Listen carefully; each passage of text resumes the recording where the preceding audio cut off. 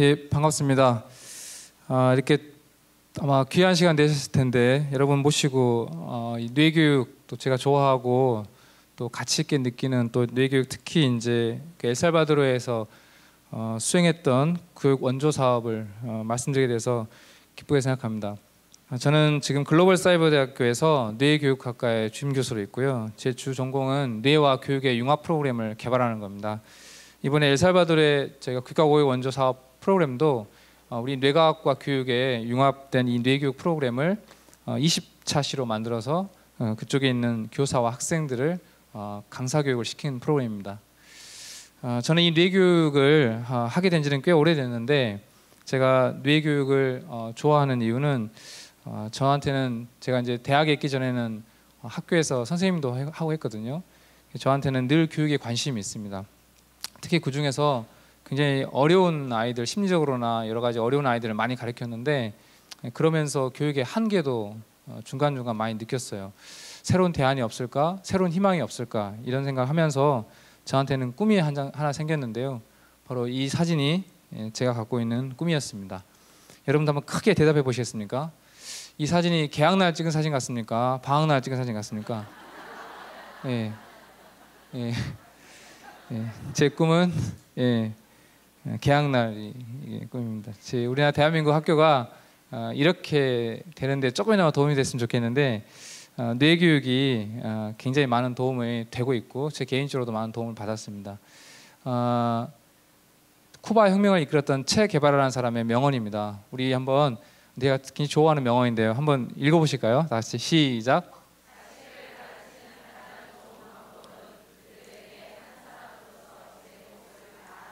야, 이걸 뭘까요, 답이? 지혜. 뭐 정답이 중요한 건 아닌데요. 체게바라의 정답은 기회를 주는 것이었습니다. 제가 이렇게, 저도 아이를 둘 키우고 있는데 정말 중요한 것 같습니다. 오늘 여러분들의 이 심포지엄이 귀한 시간 되신 것만큼, 여러분의 있는 현장에서 뭐 강사분도 계실 거고, 주부도 계실 거고, 선생님도 계시고, 각자 자기 필드에서 좋은 기회가 됐으면 좋겠습니다.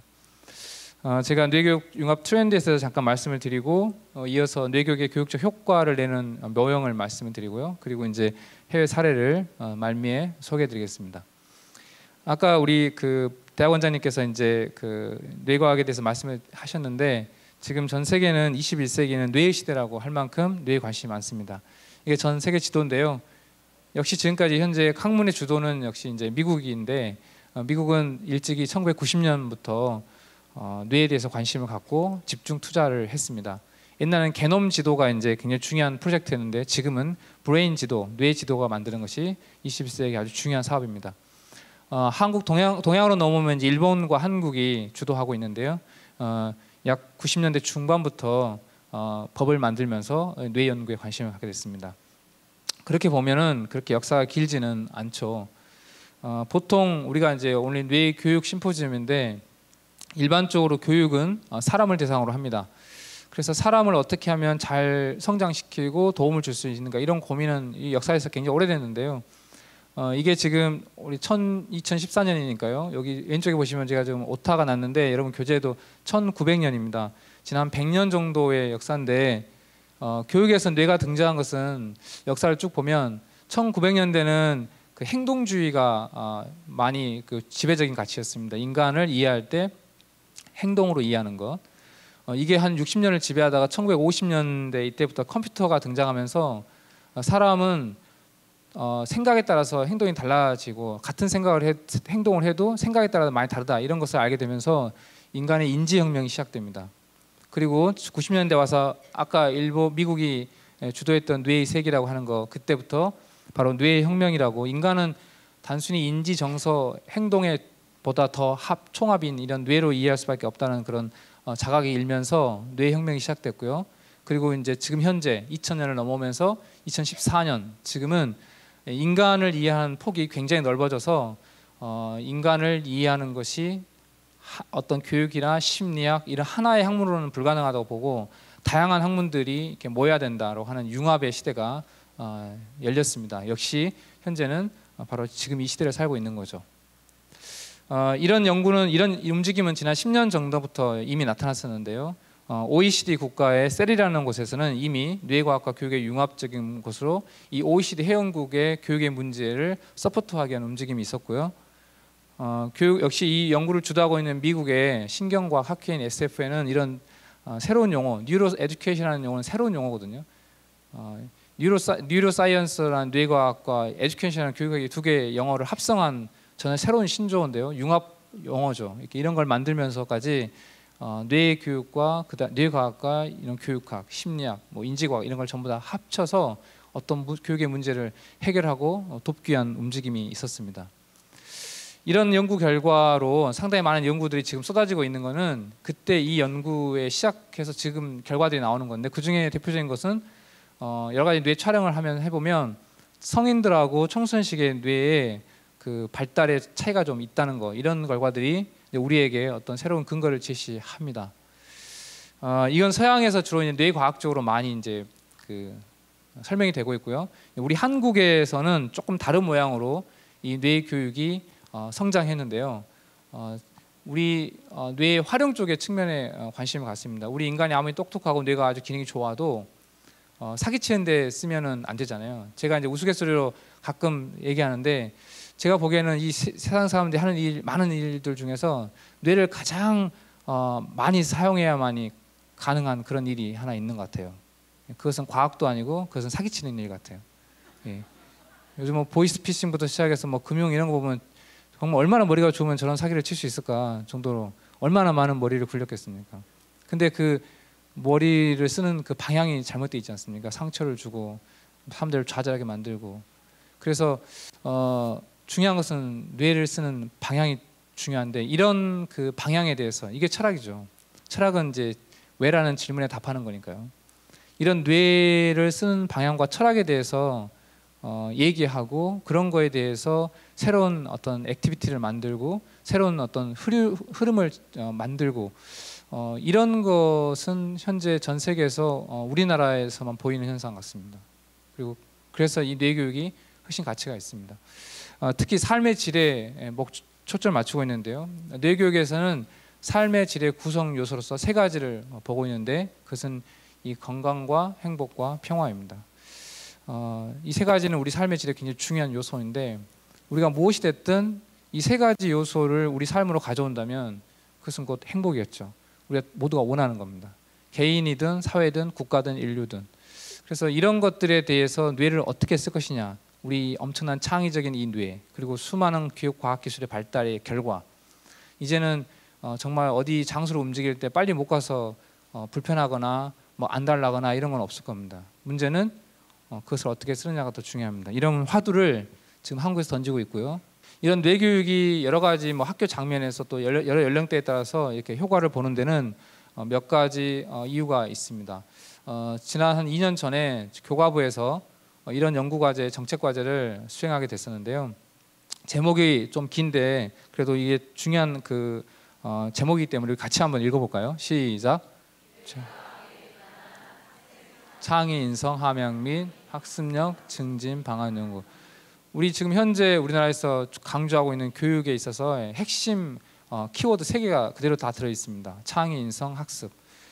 이것을 뇌과학적 측면에서 어떻게 서포팅할 수 있는지에 관한 연구인데, 우리나라에서 처음으로 했던 연구인데요. 그래서 결코 쉽지는 않았지만 여러 가지 자료를 서치하면서 어떻게 이런 뇌의 어떤 교육적인 이런 행위들이 우리 창의성과 인성과 학습력을 좋게 만들까. 창의성과 인성과 학습력은 우리 뇌에서 어떤 한 부분의 자원 기능이라기보다는 통합적인 기능이기 때문에 통합적으로 뇌를 자극하는 어떤 모형이 필요했습니다. 그 중에 이 세 가지가 우리 뇌를 움직이는 중요한 자원이죠. 사람은 몸과 마음과 정신, 인지, 행동, 정서로 이루어져 있으니까요. 그래서 우리 뇌를 발달시키는 것의 첫 번째는 정서입니다. 정서 중에서도 긍정적인 정서, 이런 정서가 우리를 뇌를 발달시킵니다. 아이들이 기쁘고 흐뭇하고 당당하고 뿌듯하고 이렇게 기쁜 정서를 많이 느끼면 두뇌 발달이 굉장히 건강해집니다. 동시에 인지가 우리 생각이라고 하는 게 굉장히 중요한데, 이 중에서도 메타인지라는 게 있습니다. 생각의 생각. 인간은 자기 자신이 무슨 생각을 하고 있는지를 바라볼 수 있는 관찰자가 있거든요. 이 분리를 할 수 있는 게 사람입니다. 이 분리를 잘하면 계획도 세울 수 있고 미래를 상상할 수도 있습니다. 이런 것들이 우리 뇌를 변화시킵니다. 또한 세 번째는 우리 뇌는 우리 몸과 연결돼 있어서 행동, 액션에 따라서 굉장히 많은 변화를 겪는데요. 그 중에서도 내가 계획하고 이렇게 해야지라고 계획한 것을 실행에 옮겨서 변화시킬 때 우리 뇌는 시냅스를 만듭니다. 이런 것이 바로 습관을 바꾸는 거죠. 어렵지만 그만큼 강력하게 효과가 있습니다. 이 세 가지가 기본적으로 우리 뇌에 변화를 주는데요. 잘 보시면 이 세 가지는 사기꾼들한테도 많이 있습니다. 예.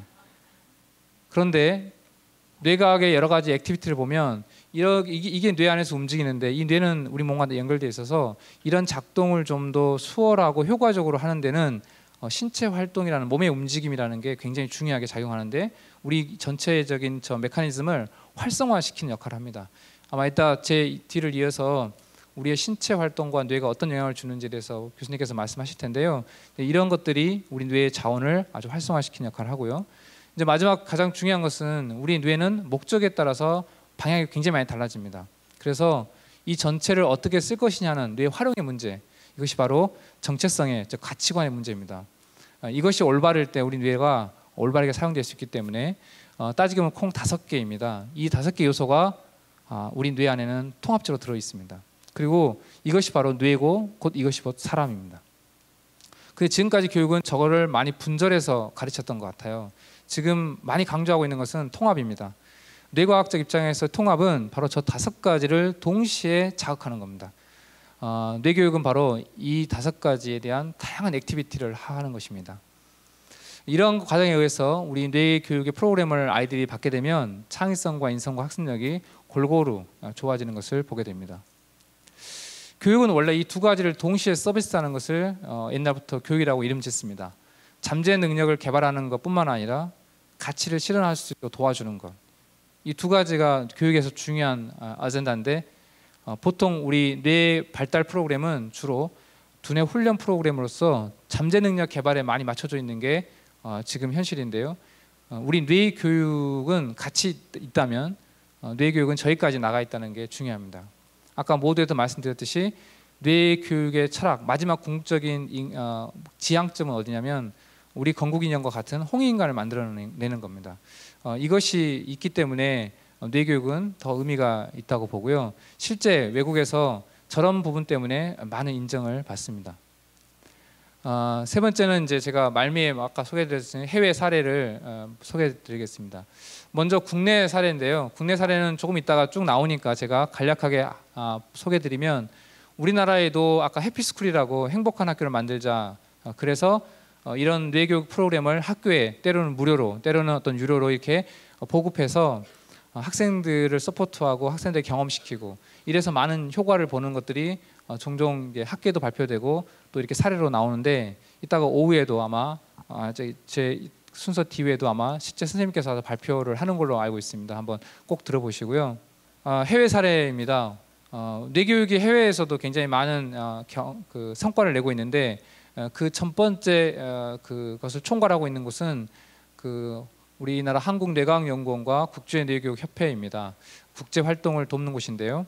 이곳은 현재 맨하튼에 있는 유엔의 글로벌 공식 NGO로 등록되어 있어서 이 활동을 보다 용이하게 할 수 있습니다. 그래서 선진국뿐만 아니라 제3세계 국가에도 뇌교육을 보급할 수 있는 어떤 브릿지 역할을 하고 있는데요. 이렇게 하게 된 거는 2008년에 뇌교육 유엔 본부에서 국제 뇌교육 이런 세미나를 하게 됐습니다.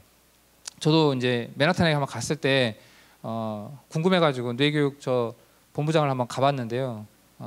거기 가면은 로비에 가면은 유엔 사무총장들 역대 사무총장들 그 사진이 이렇게 굉장히 크게 이렇게 쫙 붙어 있거든요. 로비에.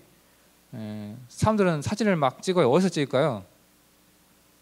자기네 나라 출신의 사무국장이 있는 나라 국민들은 막 거기서 찍어요. 우리나라 사람들은 어디서 찍을까요? 반기문 사무총장 맨 끝에 있는 현재까지니까 거기에서 사진을 굉장히 많이 찍더라고요. 그곳에서 뇌교육 세미나를 하게 됐는데요. 이 세미나 하면서 한국의 뇌교육의 이 철학, 뇌 활용에 대한 가치가 많이 소개되었습니다. 이 맨 왼쪽 밑에 있는 사진을 확대해 보면 세 분이 나오는데요. 가운데 있는 분이 저희 뇌 교육을 한국에서 처음으로 탄생시킨 저희 대학의 총장님이시고 하신 이승원 총장님이시고요. 맨 오른쪽에 있는 저 여자분은 유튜브에 나와서 아주 엄청난 조회수를 자랑했던 질 볼트 테일러, 하버드대 신경과학자인데요. 본인이 스스로 과학자이면서 동시에 어느 날 아침에 일어났더니 뇌졸중이 걸려가지고 8년이 넘는 그 재활치료를 받으면서 다시 정상으로 돌아오는 그 과정을 기록한 긍정의 뇌라는 책을 낸 그런 분이시고요. 맨 왼쪽에 있는 저 남자분은 뇌를 공부하는 사람은 거의 다 알고 있는 안토니오 다마지오입니다. 정서와 뇌의 관계 연구의 석학이죠. 이런 분들이 이 샘포지엄에 와서 강연을 하면서 뇌 과학을 넘어서 뇌 활용의 가치를 얘기한 이 조그만 동양의 이 나라 한국, 이것에 대해서 굉장히 많은 찬사를 보내는 걸 제가 보면서 굉장히 자부심을 느꼈습니다. 이런 일환의 중에 하나로 저희가 이 뇌교육이 개발도상국인 엘살바도르에 가게 됐습니다. 엘살바도르는 저기 보시다시피 이렇게 작은 나라입니다. 태평양 연안에 있는데요. 지도에 보면 저기는 확대해서 좀 크게 보이는데 우리나라 경상남북도를 합친 정도의 사이즈밖에 안 되는데요. 이 나라는 10년 동안 내전을 겪은 바람에 사회가 굉장히 불안하고 희망이 없게 됐습니다. 이 나라에 뇌교육이 들어가 있는 사연은 UN을 통해서 이 나라 중에서 가장 어려운 지역의 초등학교 한 학교를 뇌교육을 3개월간 시범 교육을 하게 됐습니다. 그리고 나서 그게 효과가 굉장히 좋아져서 한국의 방송과 또 그 매체에 방영되면서 이게 알려지게 됐고요. 이 일환으로 유엔에서 보고를 하게 됐고 그 보고 일환으로 유엔 본부에서 뇌교육에 대해서 다양한 나라 대사들을 모아놓고 논의를 하게 됐습니다. 그리고 나서 1년 후에 이 나라가 우리 대한민국 정부에 교육 원조를 요청했습니다. 현재 우리나라는 원조를 옛날에 받았던 나라지만 지금은 원조를 하는 나라거든요. 세계 원조 16위 정도 되는 나라입니다. 우리나라가. 그래서 그 중에서 교육 원조 파트로 저희 뇌교육이 이 나라에 들어가게 됐습니다. 제목은 이런 거였습니다. 엘살바도르 학생들의 정서 조절과 자존감을 높이는 그런 공교육 지원 사업이었고요. 가장 주 테마는 그 나라의 선생님들에게 뇌교육 강사 교육을 시켜주는 겁니다. 그래야 그 원조가 끝나고 저희가 이렇게 빠져나와도 이어질 수 있기 때문에 그랬습니다. 프로그램은 아까 제가 보여드린 뇌교육 프로그램을 만들어서 갔고요. 이 학교에서 4개, 엘살바도르 정부에서 지정한 4개 학교를 받아서 그 4개 학교의 교사 79명과 학생 104명을 대상으로 5개월간 수행했습니다. 이게 학생들이고요. 갖고 있는 노란색 저 책이 워크북인데 한국에서 직접 만들어서 비행기로 공수했습니다. 애들이 굉장히 좋아했고요. 맨 오른쪽에 있는 것은 제가 뇌교육 전공을 홍보하기 위해서 한번 만들어 가지고 가서 얘들하고 한 컷 찍었는데 이렇게 활용될 줄 몰랐습니다. 오른쪽에 있는 거는 이제 선생님들 같이 이렇게 긍정적 정서를 강화시키는 그런 모습이고요. 왼쪽에 있는 거는 선생님들이 수업 시작하기 전에 항상 뇌교육은 시작하기 전에 이렇게 인사를 하고 하는데 이렇게 고개를 숙이고 있잖아요. 이게 이건 이 나라 스페인 계통인데 이 나라의 인사법은 아닙니다. 보통 그냥 손으로 이렇게 하는데 한국 뇌교육은 우리말을 씁니다. 그래서 단전하면 여기다 손 올리고 배꼽에다 내리고 그리고 이렇게 우리 방식으로 절하면서 뭐 반갑습니다, 사랑합니다 이렇게 하는데 굉장히 좋아하고요. 이 그 프로그램 하는 과정에서 이렇게 눈을 감고 이렇게 걸으면서 자기가 가고 싶은 걸 상상하면서 이렇게 하는 그런 이미지 트레이닝하는 프로그램이 있는데 그때 자기의 꿈을 막 상상하면서 이렇게 워킹하는 그런 게 있어요. 그럴 때 그 옆에 있는 지도자가 가고 싶은 나라를 생각해 보세요. 그리고 그 가고 싶은 나라가 어딘가요? 라고 질문하니까 애들과 선생님들이 코리아라고 하는 거예요. 제가 옆에 들으면서 와 굉장히 기분이 좋더라고요. 코리아라는 나라를 한 번도 가보지 않았을 텐데 자기들에게 이런 좋은 경험을 주는 저 사람들이 코리아에서 왔다는 것을 이제 아는 거죠. 연구 결과는 이제 아주 좋았습니다. 초등학교 학생들도 했고요, 중등학생들도 했는데 자아 존중감하고 정서 조절력 2가지를 체크했습니다. 사전, 사후 그리고 끝나고 3개월 후에 한 번 더 체크했습니다. 여러 가지 통계학적으로 의미 있는 결과가 나와서 좋은 결과를 마무리했습니다. 아까 우리 김나욱 부회장님께서도 한번 소개했지만 후속으로 그 당시 때 1개 학교에서 시범 적용하고 그 다음에 4개 학교에서 하고 지금은 177개 학교에 1,800여 명의 학교의 교장과 교사들이 뇌교육을 배우고 있습니다. 이 학교는 경상남북도의 사이즈밖에 안 되기 때문에 저 정도의 개수면 거의 전부입니다. 그래서 굉장히 많은 효과가 있고요. 아까 그 밀러 교장이 이제 한국에 와서 발표하는 거 영상 보셨을 텐데 제가 갔을 때 그 4개 학교 중에서 가장 열악한 학교가 그 학교였습니다. 막 낙서도 많고 굉장히 어려웠는데 그 학교가 가장 큰 성과를 보였다는 걸 제가 나중에 듣고 더욱더 기분이 좋았는데요. 이 학교가 학업 성취도 평가에서 엘살바도르의 꼴찌 나는 학교였다고 하더라고요. 특히 수학하고 과학에서. 근데 이 밀러 교장이 한국에 와서 발표할 때 제가 들었더니 이 내교육 프로그램이 끝나고 난 다음에 받은 성취도 평가에서 엘살바도르 1등을 했습니다. 특히 수학에서. 과학은 2등을 하고요. 예. 굉장히 놀랍죠.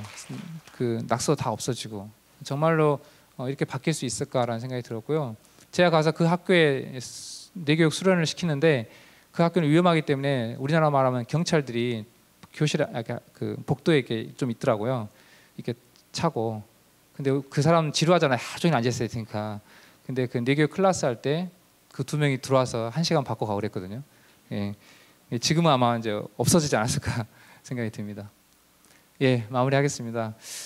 저는 교육에 많은 게 이제 책을 읽고 또 연구하고 이렇게 종사하면서 사람에게 가장 교육적으로 줄 수 있는 3가지 선물은 이거라고 이제 많은 책에 나와 있습니다. 자존감, 자신감, 그리고 자부심. 이것이 줄 수 있는 심리적인 3대 핵심 자원인데요. 뇌교육은 이걸 많이 줄 수가 있습니다. 이것이 바로 교육입니다. 그리고 최근에는 이것을 뇌를 통해서 그 방향과 근거를 잡으려고 합니다.